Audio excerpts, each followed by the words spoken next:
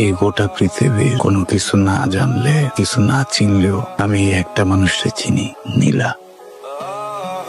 কিন্তু এই মানুষটা আমার চেনে না।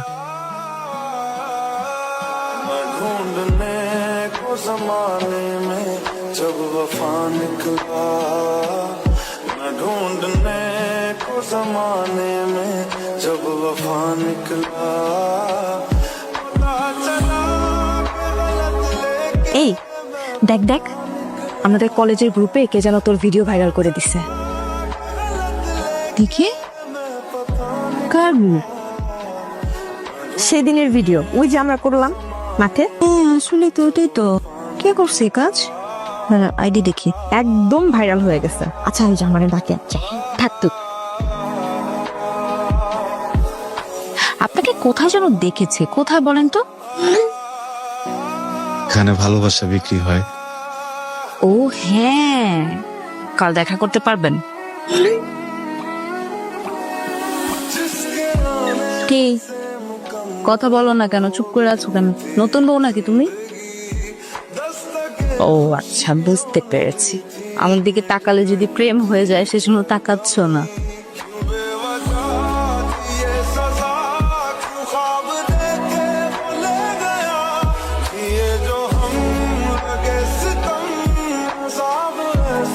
আমার যেন খুব ইচ্ছা হয় আমাকে কেউ ভালোবাসে, এরকম খোলা মাঠে বট গাছের নিচে হাঁটু গেড়ে বসে আমাকে কেউ প্রপোজ করে চিৎকার করে বলুক, হে পৃথিবী দেখো আমি এই মেয়েটার প্রেমে পড়েছি। ব্যাপারটা অনেক সুন্দর হবে না বলো? না, একদমই না। কেমন যেন বাস্তবতার সাথে কোনো মিলই নেই। কালকে কাজ আছে, কাজ না থাকলে একটা জায়গায় নিয়ে যেতাম।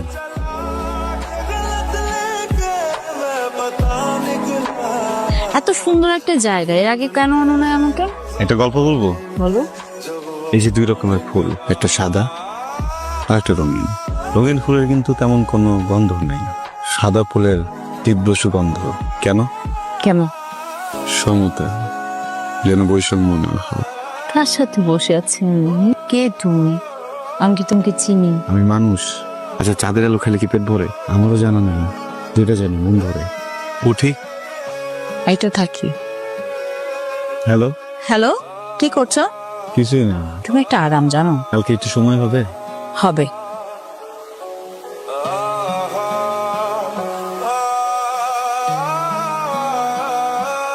হে পৃথিবী দেখো, আমি এই সুন্দর মেয়েটার প্রেমে পড়েছি।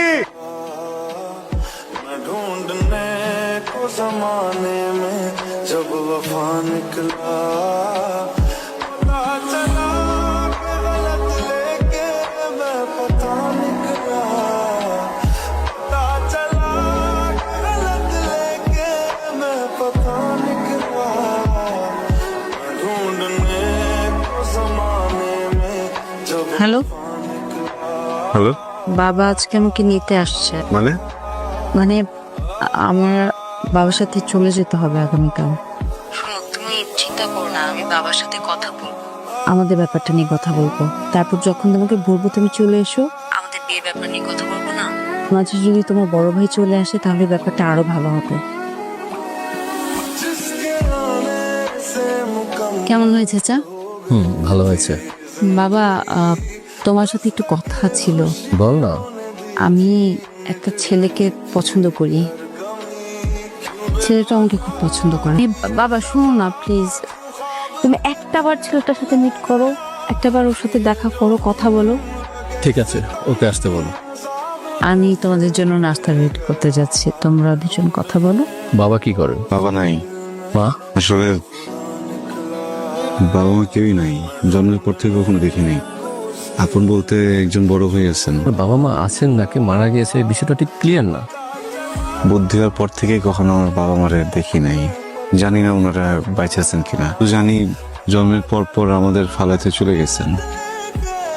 দেখো বাবা, তোমার বাবা মাকে সেটাও তুমি জানো না, তোমার ধর্ম পরিচয় কি সেটাও তুমি জানো না। এমন পরিচয়হীন ধর্মবর্ণহীন একটা ছেলের কাছে আমি আমার মেয়েকে বিয়ে দিতে পারি না। কিন্তু আমাকে একটা সমাজে চলতে হয়। তোমাকে আমি কি বলতে চাচ্ছি আশা করি তুমি বুঝতে পারছো।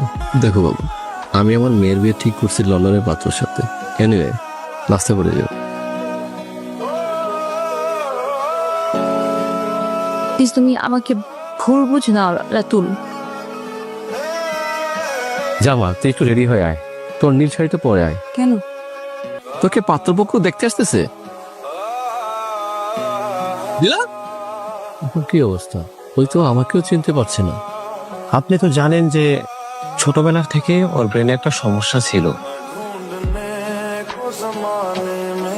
বাবা তুমি আসছো, কিন্তু অনেক অন্যায় করছি, আমাকে মাফ করে দাও। আমার মেয়েটাকে তুমি বাঁচা বাবা। তুমি বোকা নাকি? আরে করতেছো কি? আমার কথাটা শোনো তুমি। আমার স্ত্রী নীলা। নীলা, নীলা, তুমি আমারে বলতা না ব্যাবলার মতো কেন তাকায় থাকি? ব্যাবলার মতো তাকায় থাকি কারণ তুমি সামনে আসলে ভুলা যাই পৃথিবীর সমস্ত সৌন্দর্য।